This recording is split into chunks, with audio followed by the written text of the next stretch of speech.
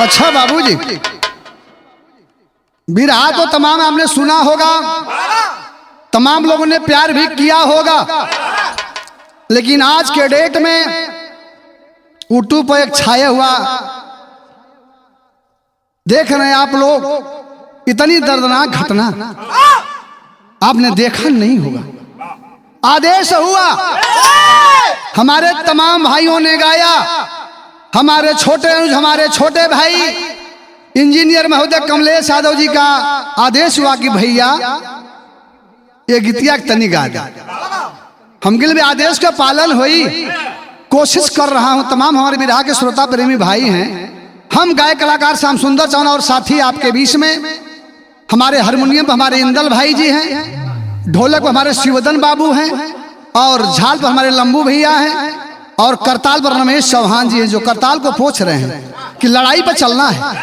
ये हमारे झाम पर हमारे रामचंद्र बड़का भैया हूँ, तो मैं कोशिश करूंगा और मेहनत करूंगा कि आप लोग जरा प्यार दें।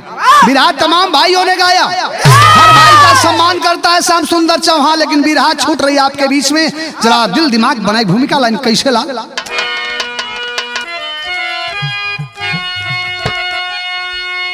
इश्क की आग में लोग जल जाते हैं, प्रेमिका प्यार होता अमर, लाख जुल्म सितम कोई ढाए भले, प्यार की सबसे विपरीत होती डगर, प्यार का दुश्मन माता पिता है जमाना, सबसे कठिन प्यार का होता सफर, प्यार के कातिल से काल भी कांपता,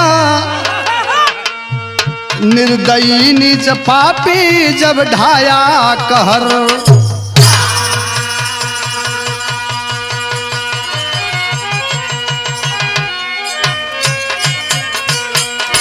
कवि जी लिखले हुए, प्यार की डगर बड़ी कठिन हुआ करती है, अगर मंजिल मिल गई तब तो कोई बात नहीं, अगर मंजिल नहीं मिलती है तो तमाम प्यार के राही या तो बेचारे आत्महत्या कर लेते हैं, या तो गोली का शिकार बना दिए जाते हैं, या तो फांसी पर लटका दिए जाते हैं। कवि जी ने लिखा एक लाइन गजल कैसे ला?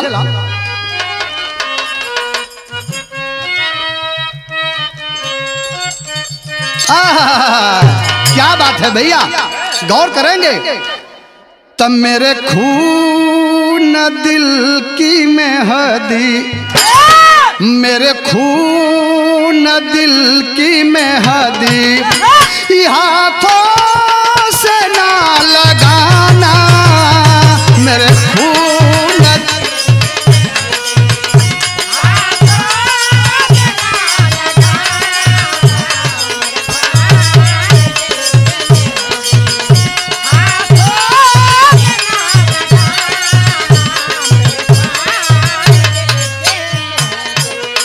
मेरे खून दिल की मेहदी, हाथों में ना लगाना राम, निकले मेरा जनाजा, निकले मेरा जनाजा, सहनाया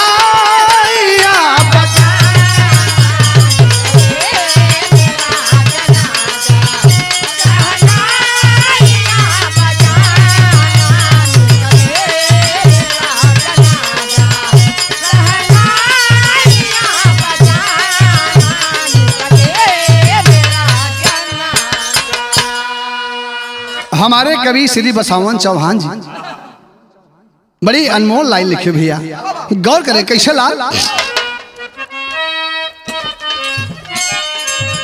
अब बिरहिन के आंसुओं से, अब बिरहिन के आंसुओं से जल जाता आशियाना, बिरहिन के आंसुओं से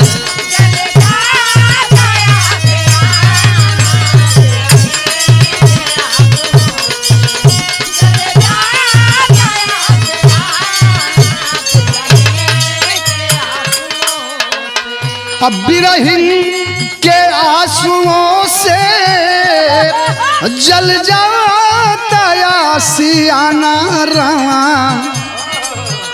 दर्द जिगर में सह के, दर्द जिगर में सह के मर जाता है दीवाना, दर्द जिगर में सह के दीवाना, दर्द जिगर में सह के।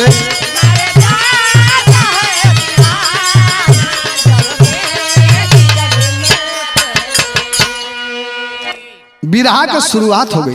रमेश भैया कहानी कहाँ की है मुझे बहुत बताने की जरूरत नहीं है, लगातार यूट्यूब खोलेंगे मेरे साथी तो आपको मिलेगा विरहा की शुरुआत में कैसे डबल लाइन जा।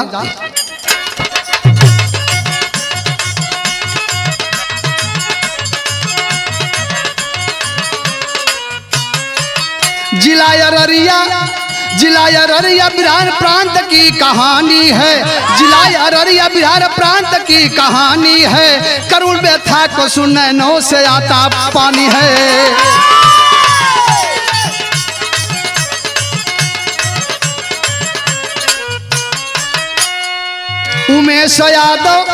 उमेश यादव रहरिया गांव के किसान रहे, उमेश यादव रहरिया गांव के किसान रहे, अशोक मंटू छोटो तीन वो संतान रहे।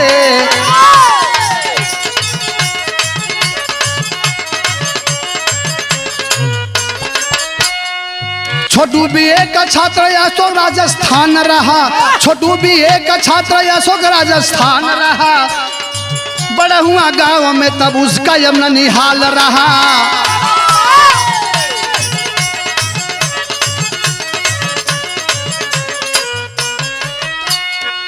बीए की छात्रा आरती से ने उसने प्यार किया, बीए की छात्रा आरती से उसने प्यार किया, करूँगा साथी तुझसे वह तो तब इजहार किया।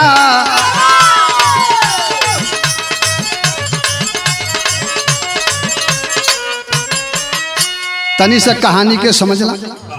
बिहार प्रांत में ए भैया अररिया जिला रानीगंज थाना, गौर करेंगे ए भैया रहरिया गांव का रहला उमेश यादव, भगवान 3 ठे बेटा दहलन और 3 ठे बेटी भी दहलन। उमेश यादव का परिवार चलत हो, किसान हवन, बड़का बेटा अशोक यादव, छुटका बेटा मंटू यादव, सबसे छोटका जेका नाम छोटू यादव बतावल गई ए भैया। और आज अशोक यादव राजस्थान में कमात हूँ, संजोग से छुट्टी लेके घरे आई लहलन और परिवार चलावत हुन, और उमेश यादव बाबू किसान हुन, परिवार प्यार से चलत बा। और आज छोटू यादव का ननिहाल बड़हुआ में रहल, माने उमेश यादव को ससुराल बड़हुआ में रहल, और छोटू यादव बीए के छात्र हुन, अपने ननिहाल गयल हुन। जब ननिहाल गईलन तो आज अपने मामा के लड़की से जब आरती के देखले हुन स्कूल जात रहल, कहले ये बहनी हई कौन लड़की हो, ये कौन लड़की हो बहनी, बड़ा खूबसूरत है। मामा का लड़की बतलो तू पागल हुए छोटुआ, ई हमारे गांव का लड़की हो, गलत लड़की ना, तोर दिमाग कहाँ हो। कहला ये बहनी बड़ा खूबसूरत बारे, कहला पगला छोड़ कुल बात समझावत हूँ, लेकिन छोटू के दिल दिमाग में आरती नाचे लगल। और जब नाचे लगल बाबू कुछ दिन के बाद कोनो जुगाड़ से नंबर लेलन, फोन के न हेलो के बोलत है, आरती बोलत है, हम छोटू बोलत है। कहाँ से छोटू बोलत हुआ, हमार ननियौरा तोहरे गाँव में हो, बड़ा नीक लगेलू ये आरती, हमार मन तोहरी पे आ गया हो। ए बाबू इतना बतिया सुन के आरती डांट देती है, तुम्हारा दिमाग खराब है, मैं किसी से प्यार नहीं करती। लेकिन गौर करेंगे धीरे धीरे धीरे धीरे फोन से बात होखे लगल, समय बीते लगल तो मेहरारू बड़ी कोमल होली, कबो कबो झटका में गुस्सिया जइहन, कबो झटका में मानू जाली, झटका में सूत भी जाली। जब ये छोटू लगातार फोन करे लगलन, आरती के मन में आल हे मन चला बड़ा परेशान हो छोटू, तब प्यार हो जा, प्यार हो गया। गीत लगल कैसे लाल,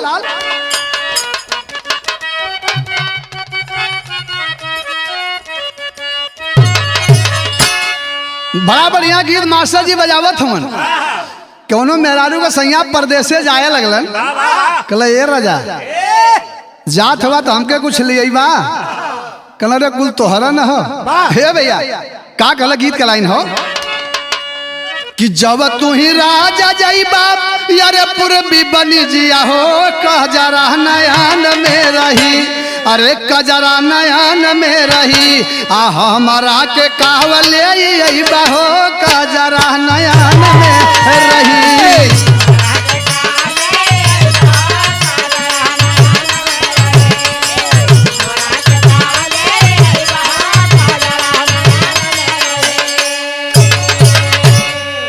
कहना चाही बतावत हो का बतौलन कि अपना के लई बरानी अरे अपना के लई बरानी अरे घड़ी साइकिलिया हो कजरा नयन में रही अरे कजरा नयन में रही आ तोहरा के मोहट की सवतिया हो कजरा नयन में रही तोहरा के मोहट की सवतिया हो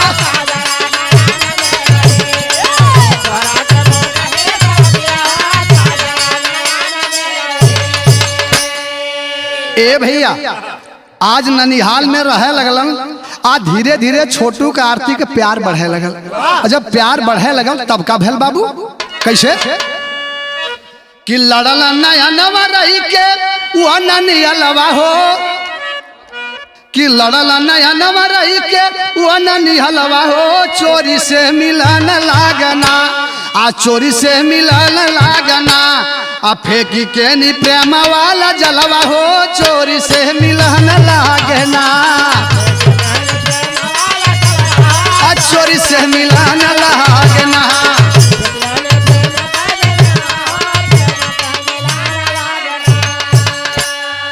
और धीरे धीरे छोटी ननियौरा में हुमन और आरती से बात होखे लगल बैल संजोग का बात भयल का भैया ध्यान दीजिएगा कहना कैसे तैयारती का भाभी रूबी यादव जानी गईली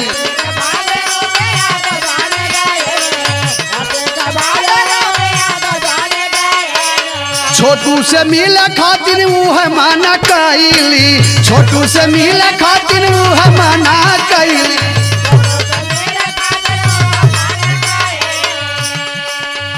कि ना जनली हमारा के घेरे लिहल कलवा हो ना जनली हमारा के घेरे लिहल कलवा हो चोरी से मिलन लागना आ फेंकी के नी प्रेम वाला जलवा हो चोरी से मिलन लागना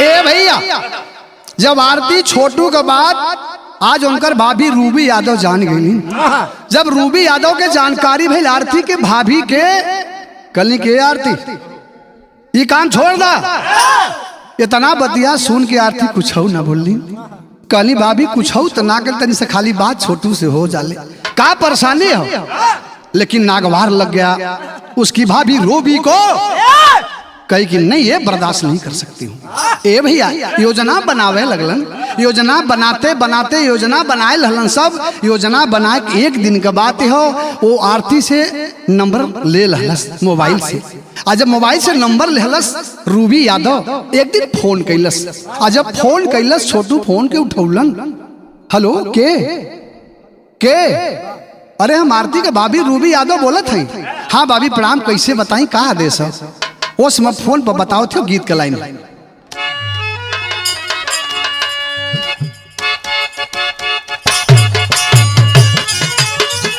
अरे जियो जियो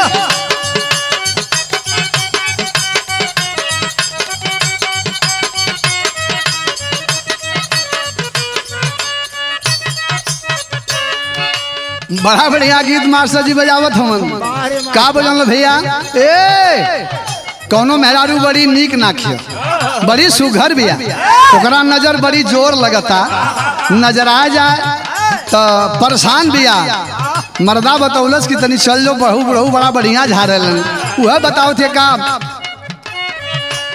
गैली नजर झरावई हो गैली नजर झरावई नजर नाही झरल नहीं हो सता के अखिया मरल बूढ़ल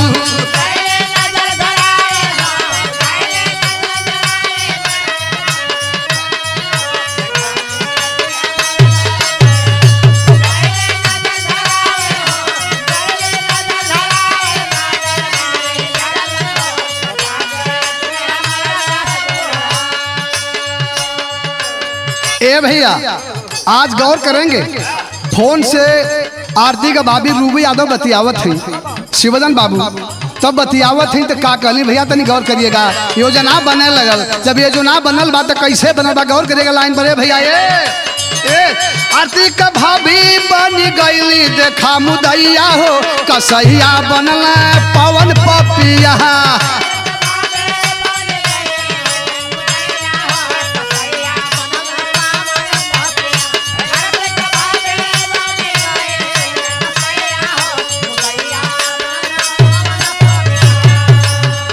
तो रोबी फोनवे पर बोलवली,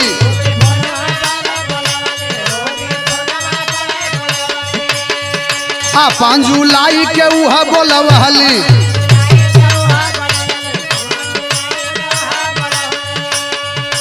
आरती बहनी से करब तोहार हम सगैया हो, मुदैया बनली।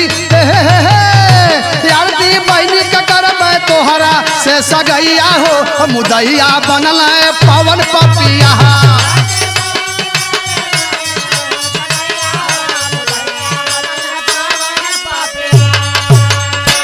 ए भैया फोन से बात करती है, आरती को पता नहीं है। रूबी यादव आरती की भाभी फोन से बात करती है, ए छोटू बाबू हाँ भाभी ऐसा हमारी इच्छा सबका घर का मन बन गई है कि तोहार आरती शादी करा दी। बड़ा खुश हुआ। प्यार करने वाला जो छुप छुप के मिलता है मेरे साथी, अगर आज उस प्रेमिका से उसकी शादी तय होगी तो बड़ी खुशी होगी। छोटू मन मन मुस्कियात होन, खाना ना खवायल, और खाना जब ना खवायल फोन कैलन आरती की, ए आरती तोहार भाभी हमके बोलौले कमलेश भैया, तोहार भाभी हमके बोलौली 5 जुलाई के आवे के हो और हमारे सगाई का बात करे के। आरती जब ये बतिया के सुनली कहली ना ना ये छोटू तू मत आवा ये छोटू, हमार बात माना छोटू तो के आवे के नहीं हो। लेकिन आज छोटू के नशा हो कि आरती तू काहे परेशान हो, तोहार भाभी हमसे बतौली कि तोहरे सगाई का बात करे के। आरती मना करती है लेकिन छोटू के नशा हो, ये आरती सदिया हो जाई तो हमार तोहार जिंदगी बढ़िया से कट जाई। तैयारी करे लगले। 5 जुलाई के अइलन घरे ननियौरे में, अपने घरे जब 8 बजे रात का नानी के पास गए हुन। कल करे बाबू कहाँ से आउत हुए इतनी रतिया का? कल की नानी चल अली है, कुछ काम हो। नानी कली खाना खाला, कल नानी भूख ना लगल है। ए बेटा तू दवा पी ले, कहाँ जाते हुए? ए बाबू धीरे धीरे न खाना खाया न दूध पिया। नानी तो बता रही है बाबू पी लीजिए ना, नहीं पीता है, नशा है कि मेरी शादी आरती से तय हो जाएगी तो बड़ी खुशी होगी बाबू। और तब तक उधर फोन पर फोन रूबी यादव का आवत हो, फोन आवत हो। नानी पूछली केकर फोन रे बाबू? ई जरूरी कुछ फोन हो, तंजात आरती घरे से मिल के अब आइल, नहीं घबराओ मत। आय हाय हाय इतना कह करके अपने नानी घर से जौने में छोटू चलल हुन, और जैसे चलल हो तब तक आरती देख लेनी। कहली छोटू कैसन कहाँ से? तो के मना कहली तू काहे चली अला? कहला चिंता मत करा, चल काहे घबरात हो। ए भैया तब तक उसकी भाभी रूबी देख लेती है, एक कमरे में ले जाती है, और जब कमरे में लेके जाती है कमरे को बंद कर दिया जाता है। कमरा बंद हुआ, आरती बेचारी बाहर खड़ी है। बड़ा गड़बड़ तो कहीं ना हो जाएगा सोचा लगल बाबू। आज जब कमरा के अंदर बंद कैलन बाबू ओस मोबाइल का आवा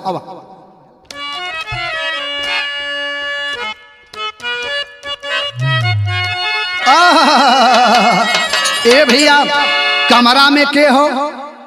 आरती का बाबू धीरेंद्र यादव, आरती का भाई रविकांत यादव, आरती का जीजा जिसका नाम पवन यादव बताया गया, और खुद रूबी यादव है। कमरा बंद हुआ। 2 लोग और गांव के थे। ए छोटू शादी करोगे? हाँ भैया शादी करो। छोड़ोगे तो नहीं? पूरी जिंदगी नहीं छोड़ूंगा, आरती से मैं बड़ी मोहब्बत करता हूँ। ए भैया इतनी बतिया सुनने के बाद पवन यादव कहा साला तू शादी करेगा रे? ए भैया कहा कहत हुआ। तब तक पकड़ लेता है पवन यादव, मार दिया। छोटू रोने लगा, सभी पकड़ लेते हैं, मारने लगे। जब मारने लगलन इतना ज्यादा मारने लगे, छोटू रो के बात कर गीत का लाइन हो।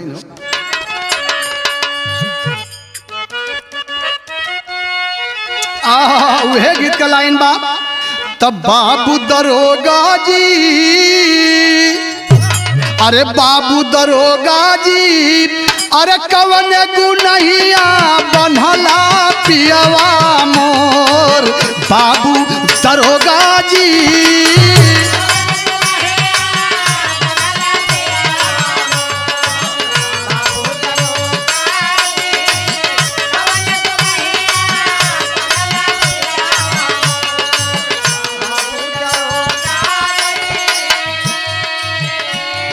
ए भैया आज जब सब मिलके लगला मारे छोटू के तो आंखों में आंसू है, रोने लगा। कला भैया हमार कवन गलती है, आप लोग हमके काहे मारत हुआ। रो रहा है छोटू, क्या का रो रहा भैया। तक कवन गुनहिया हो, कवन गुनहिया हो मारत बाटा जनवा भैया मोर कवन गुनहिया हो जनवा मोर।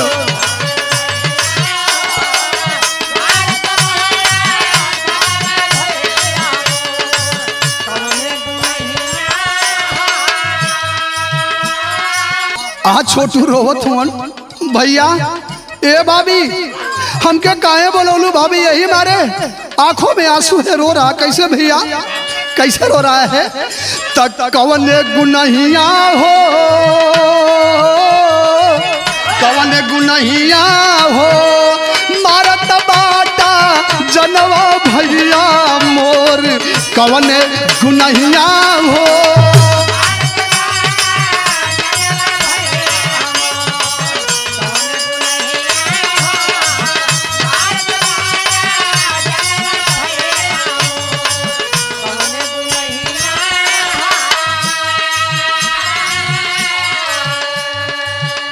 एक तरफ मार रहे हैं, छोटू रो रहा है। हाँ जो लस भैया मत शादी करा, लेकिन हमके छोड़ दो। कोनो गलती ना कैली, एक गलती भइल, हम आरती से प्यार करीला भैया। पवन मारने लगा, बाबूजी रोता है, क्या हुआ कैसे भैया। हाथ जोड़ के रोवे छोटू मन ले नहीं कसाई।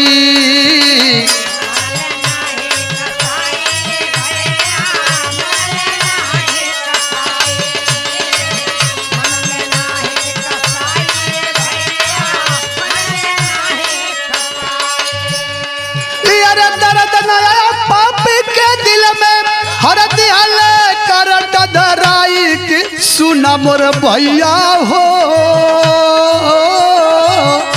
अरे सुना मोर भैया हो काहे मारत बड़ा जनवा मोर, सुना मोर भैया हो।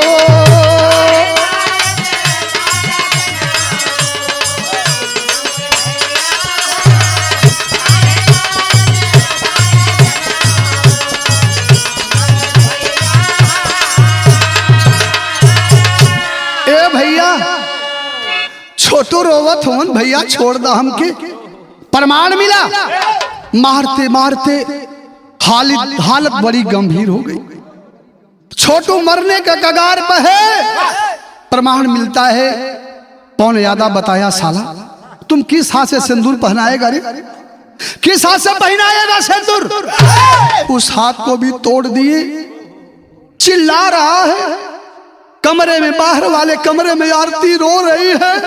आए छोटू, आए छोटू, मैं आपको मना किया ना, आप नहीं माने छोटू।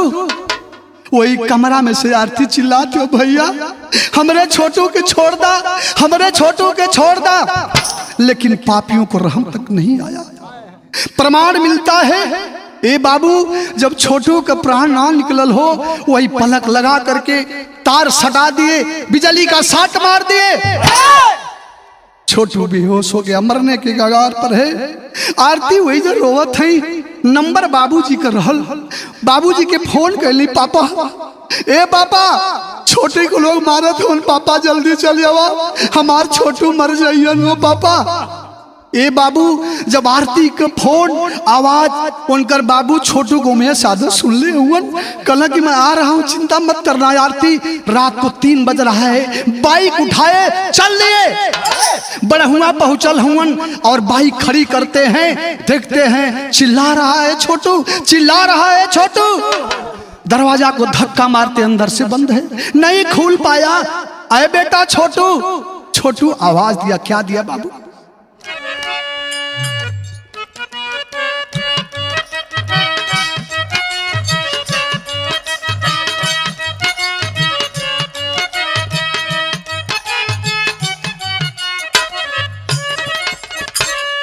उहे गीत बा भैया, सरंगा गीत का लाइन मास्टर जी बजावत हुवन।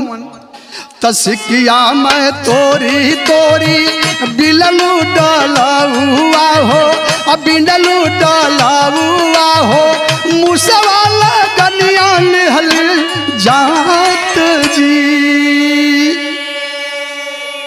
जैसे छोटू का पापा पहुंचल, बेटा छोटू, ओस में छोटू जब बाबू का पापा का बतिया सुनलन, ओस में कहलन का भैया तड़पला छोटू, तड़पला छोटू दर्द ओले बदनिया पापा, ओले बदनिया हो, पनिया के देबा तू पियाय जी। ए भैया चलल हुवन, दरवाजा के तोड़ दो छोटू। कले पापा, ए पापा पानी पिया दा, प्यास बहुत जोर लगल है पापा। ए भैया एक बेटे की दर्द को मजबूर है, दरवाजा तोड़ते नहीं टूट पाया। गौर करेंगे दूसरी लाइन भैया, बगल वाले कमरा में आरती रो रही है, बगल वाले कमरा में आरती रो रही है छोटू के लिए। कैसे भैया? टूट गई न सपना रोवे, टूट गई न सपना रोवे, आरती गुजारिया हो, आरती गुजारिया हो, लसिया पर रोवे दिल खाय जी। ए भैया प्रमाण मिलता है, और जौने समय दरवाजा ना टूटल हो, वही बगल वाले कमरा से सोचा लगन अब क्या करी। पीछे से जाते हैं, देखते हैं खिड़की के पास से तो छोटू तड़प रहा था, छोटू तड़प रहा था। आरती को जानकारी हो गई कि मेरा छोटू तो मर गया, दुनिया से अलविदा हो गया, जिनके लिए बड़ा मेरा सपना था बाबू। गौर करेंगे तीसरी लाइन भैया कैसे?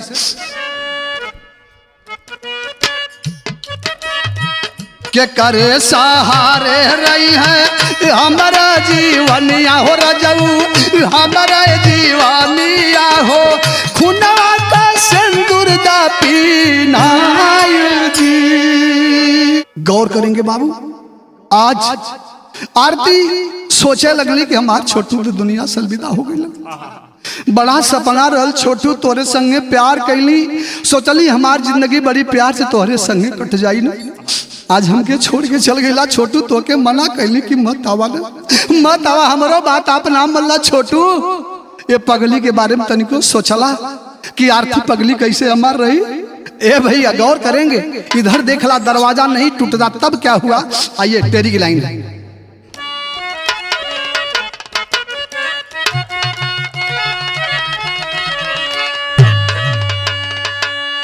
अरे जीवन की रेशम डोरी कट गई, अरे जीवन की रेशम डोरी कट गई, बिलखे प्यार बिरह में चंदा बिन चकोरी रेशम। गौर करेंगे, जीवन की रेशम डोरी कट गई, बिलखे प्यार बिरह में चंदा बिन चकोरी, और जीवन की रेशम डोरी कट गई। ए भैया बड़ा सपना था बाबू ने, सपना टूट गया रमेश भैया। आज आरती विधवा हो गई, बिना ब्याहे विधवा हो गई, क्योंकि सच्ची मोहब्बत थी, सच्चा प्यार था। आरती बताई थी कि छोटू मैं वो लड़की नहीं हूं रे, जैसे चाहोगे जैसे चाहोगे मैं हर पॉइंट पर तैयार हूं। गौर करेंगे विदेशिया के लाइन में भैया,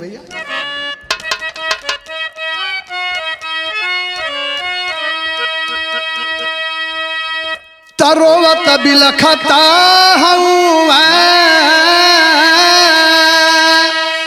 आऊ में सोई बखरिया हो,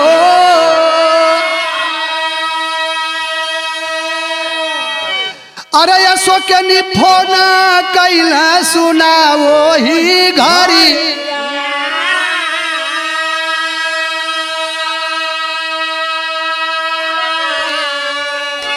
ए भैया, जब दरवाजा नहीं टूटा, उमेश यादव अपने बेटे छोटू को देख रहे हैं, छोटू मेरा तड़प रहा है, कौन बाप बर्दाश्त करेगा मेरे साथी। दरवाजा बहुत खोले लेकिन नहीं खुल पाया, नहीं टूट पाया। रात को 4 बज रहा है, अपने बेटा अशोक की फोन कर ले, अशोक। हाँ पापा। अरे बेटा अशोक, छोटू हमार मर गई, तू का करत हुआ? पापा कैसे? बेटा जल्दी करा, जल्दी से आवा बाबू, हमार दुनिया से जाए वाला हो छोटू। अशोक बड़का भैया ये बतिया के सुनलन, एक ठे बहिया कट गई। अशोक रात के बोलेरो लेके चलल हुआ, बढ़ुआ पहुंचलन और कुछ साथियों को लेकर के आए। जब साथी के लेके आयल हो भैया, तब कब है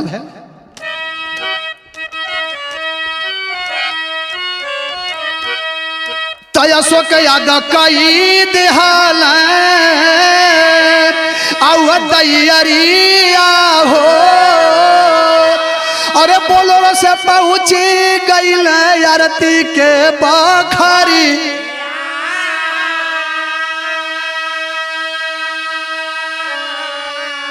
आ तोड़ल केवाड़ी देखी, आ बरस नजरिया हो, अरे छोटू के उठा के लेके चलल नगरी।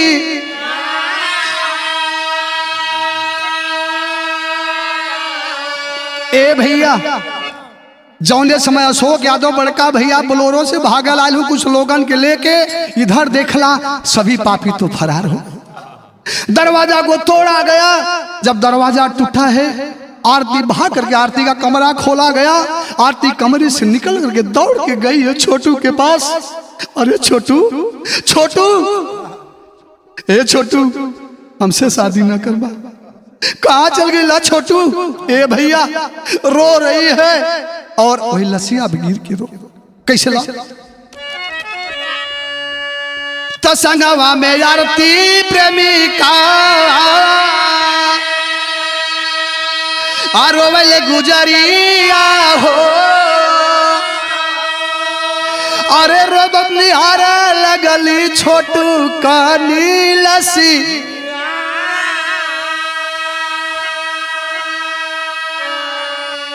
ए भैया, जैसे लोग छोटू को उठाते हैं, चूंकि करंट से मार दिया गया था, छोटू तो मर गया, लेकिन भरोसा नहीं है। उसी बोलेरो गाड़ी में छोटू को लादा जाता है और छोटू तो मर गया था, लेकिन बाबूजी के विश्वास नहीं होता। हो सकला माँ छोटू जियत हो। आरती भी बगल में लसिया पे बोलेरो में बैठ के रोवत हो। अरे छोटू, छोटू। लोग अस्पताल लेकर के गए, डॉक्टर ने देखा, कहा नहीं ये तो छोटू मर गया। लाश पहुंची है घरवा। ये बाबू, जब लाश पहुंचल घरे, तनी वहां का दृश्य देखा, गजब का दृश्य है। हऊ माई जौन अपने बेटवा के 9 महीना पेट में पाल के पैदा कैलस, मीस खून के जवान कैलस, वो माई के बारे में सोचा माई का कर। भैया गीत का लाइन,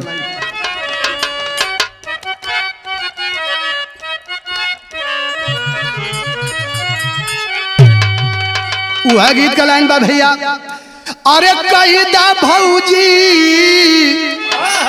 अरे कैदा भौजी भैया जी से आ दे दे मोर गवनवा हो।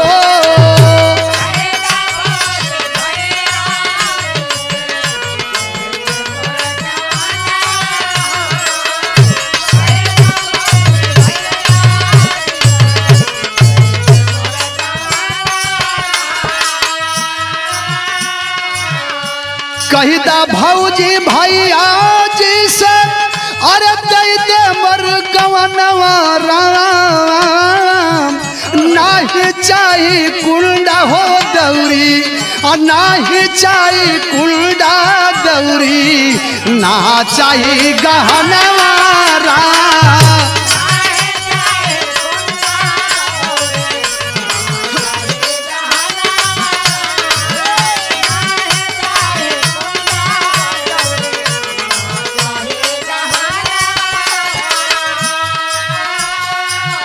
ए भैया, वही बोलेरो में से माई जो है हमारे छोटू के का भयल, जैसे बोलोरो द्वारे पहुंचल, अशोक स्टीयरिंग से उतरल हुवन, उमेश यादव गाड़ी में हुवन, तब तक दौड़ के माई पहुंच गई है। बेटा हमरे छोटू के का बोल, छोटू वही छोटू के जगावत थी गड़िया में, छोटू नहीं जगलन, लोग उतारत हुवन, वही लाश के पीछे पीछे आरती भी दौड़त थी। बाबू लसिया दुआरे देखली बुढ़िया माई हो तो कैसे लाल।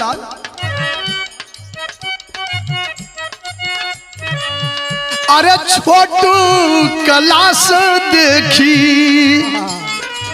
अरे छोटू कलास देखी आ रोवैली मतरिया हो, अरे छोटू कलास देखी।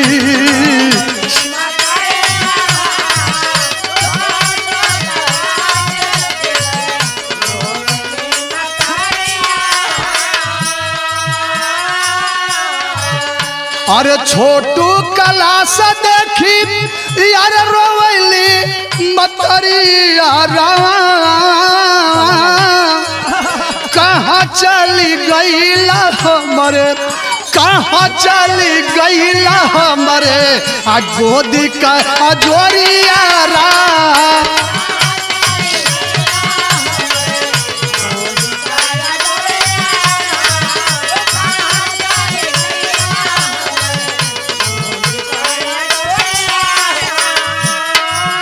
ए भैया तक कहाँ चल गईला हमरे यार गोदी के अजोरिया राम, ना तही त जूटल रोवे गौआ के जवारिया रवा, ना तही त जूटल रोवे गौआ के जवारिया।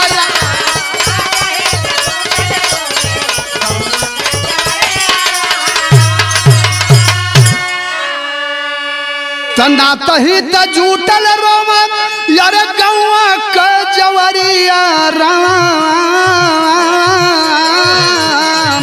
अंतिम संस्कार भइले, अंतिम संस्कार भइले छोटू का शरीरिया रा, अंतिम संस्कार भइले छोटू का।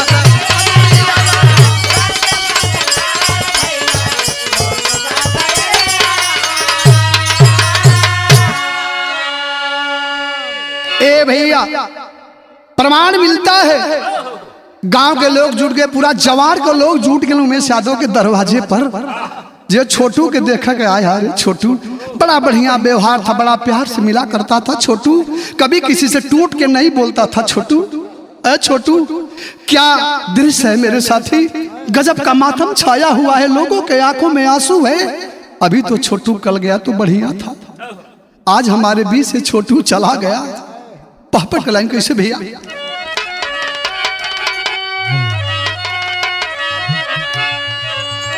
अरे हाय हाय कही रोवत नगर का वसिया लसिया बचवा के, अरे हाय हाय कही रोवत नगर का वसिया लसिया बचवा के, रोकले ना रुकाए केहू का यसिया लसिया बचवा के।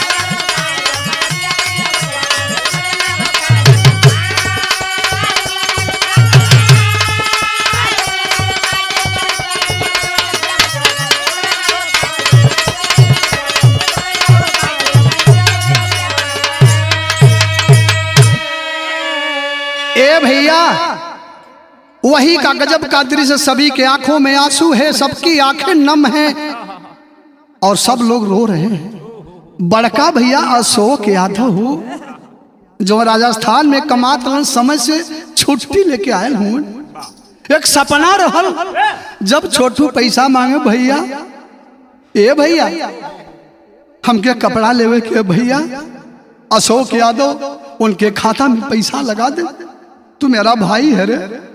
हम बताई ला भाई ऐसा हित न भाई ऐसा दुश्मन, तीनों भाइयों में बड़ा बढ़िया संबंध था। मंटू भी पढ़ तो रहा था लेकिन तैयारी करने लगा कुछ होगा। अशोक यादव सोचले कारण भैया गौर करेंगे, रोवे अशोक यादव मंटू टूटी गई बहिया हो, आ तो हई के बनावल चहली दसवा का सिपहिया हो। गौर करेंगे, सपना रहा कि छोटू तू पढ़ लेबा तो हमारी इच्छा है जवन पैसा लगी तो के पढ़ाई रे पगला, पढ़ लिए, हमारी इच्छा हो छोटू तू हमारे देश का सिपाही बन जाइए, हमन कमाई के दे जाए, तू का परेशान हुआ छोटू? गौर करेंगे भैया, ये भैया अरे हत्यारन का पप्पू करे तलसिया लसिया बचवा के, हत्यारन का पप्पू करे तलसिया लसिया बचवा के, अब पपियन के दिलाई भमई पसिया लसिया बचवा के।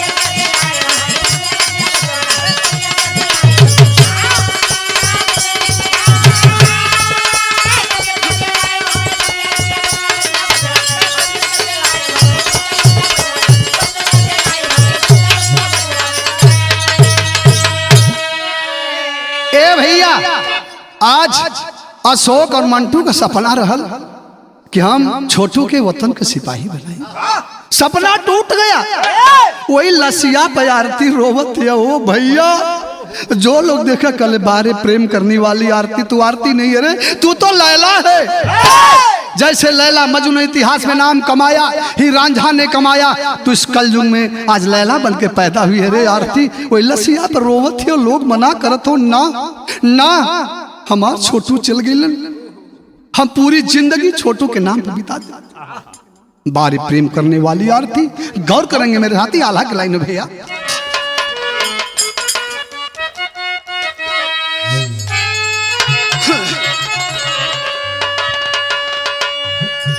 त सच्चा प्रेमी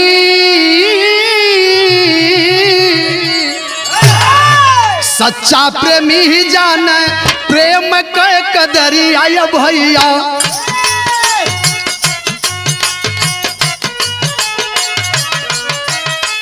प्यार खातिर अपने हो जाए कुर्बान,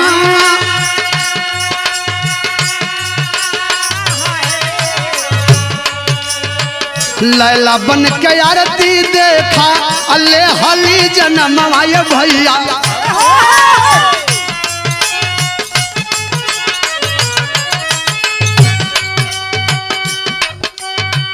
मजनू बन के बाबू छोटू लिहलाता,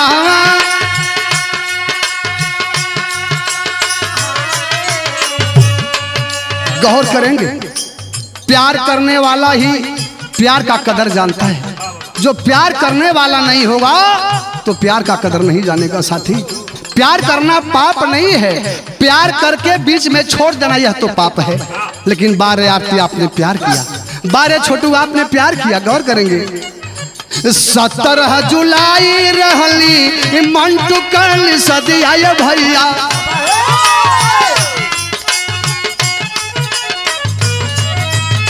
तो होई नाही शादी उमे से कैले न कहा,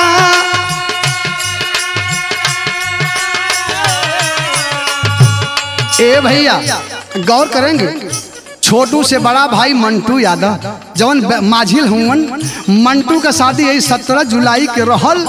जौने से बाबूजी छोटू चल गए दुनिया से, उमेश यादव कहना कि ना हमार बेटा छोटू चल गया, शादी न हुई, शादी अब ना हुई। लेकिन मैं धन्यवाद दूंगा ऐसे पिताजी को जो छोटू के पिताजी हैं, अपनी मानने वाले बहू को विधवा तो हुई लेकिन लेकर के अपने घर पर रखे हैं साथी।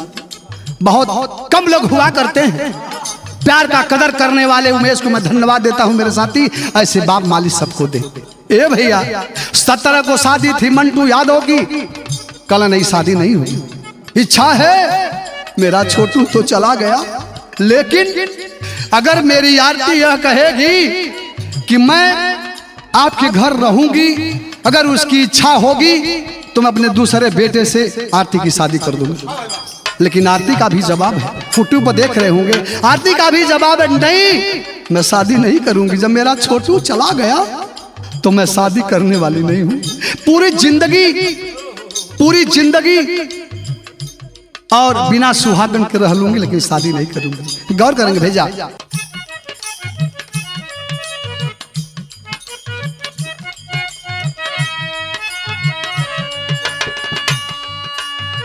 प्यार मोर लूट गईले मंगिया नहीं भरलिए भैया।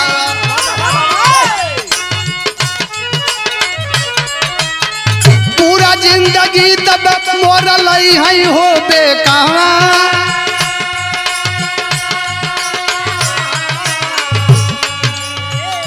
तोहरे चौखट पर या पर जिंदगी बितैबे भैया।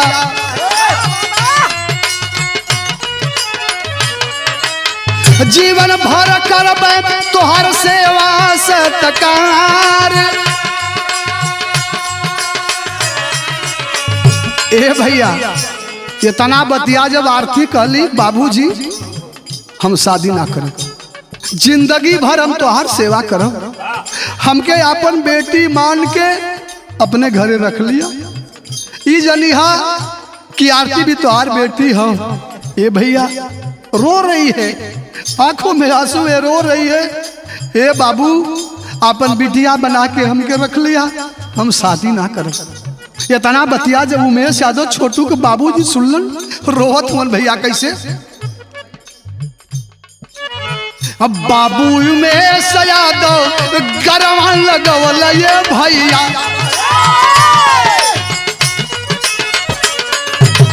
यारती का प्यार देखे पूरा संसार।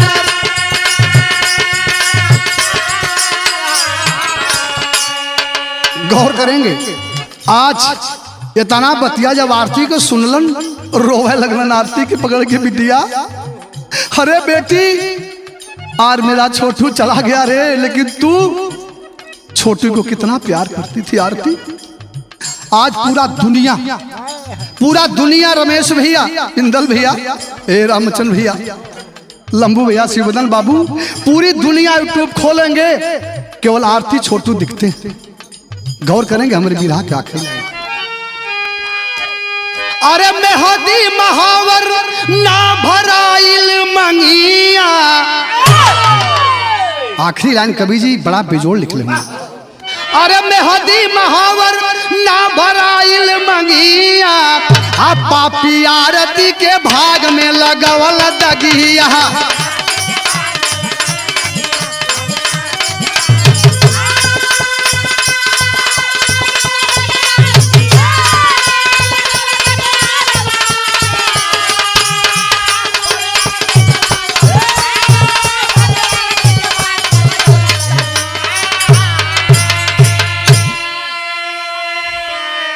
गौर करेंगे आज आरती के जिंदगी में आग लग गई, पूरी जिंदगी में आग लगा दिए पापी, लेकिन भयल का भैया। गौर करेंगे लाइन पर ध्यान दीजिएगा।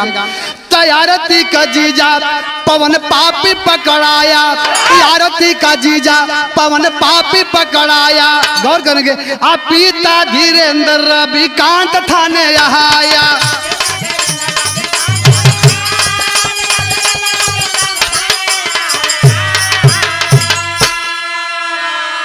अरे रूबी भाभी फरार भत उजड़ के मंगिया। अरे रूबी भाभी फरार भत अरे उजड़ के बगिया। आप पपिया आरती के भाग में लगवला यगिया।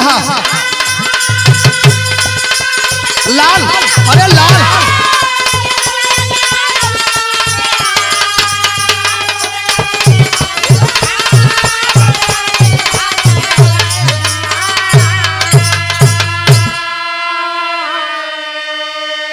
ए भैया प्रमाण मिला।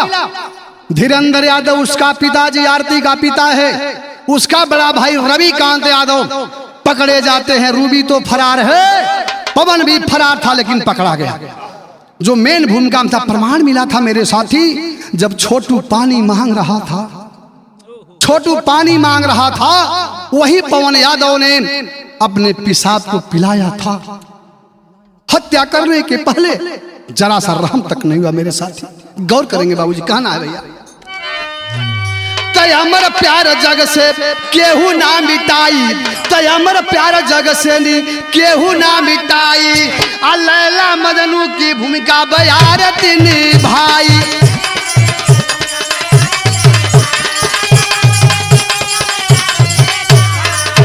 अरे सच्चे प्यार में आरती ना लगवली दगिया।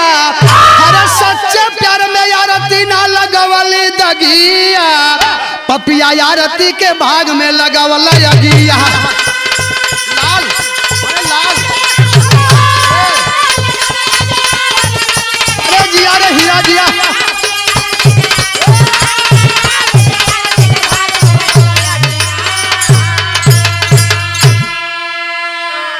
ए भैया, और अगर मेरी बिरहा बढ़िया लग जाए मेरे भाइयों, बिरहा के श्रोता प्रेमी भाई लोग थोड़ा आशीर्वाद दे दीजिएगा।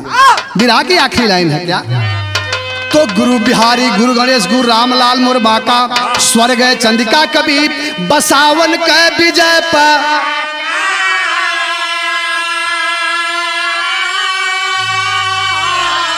अरे जीवन की रेशम डोरी कट गई, अरे जीवन की रेशम डोरी कट गई, चौहान श्याम सुंदर से ना चली है बल जोरी, जीवन की रेशम डोरी कट